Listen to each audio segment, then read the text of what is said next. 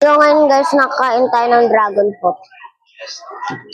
Nakain na din ng dragon fruit sa totoong buhay. Sa Roblox lang kasi ako nakakakain ito eh. Ang galing. Kaninang Marian sa Tagaytay.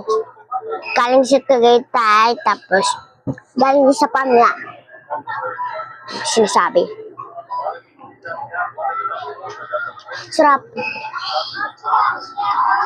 Sarap ito maubos.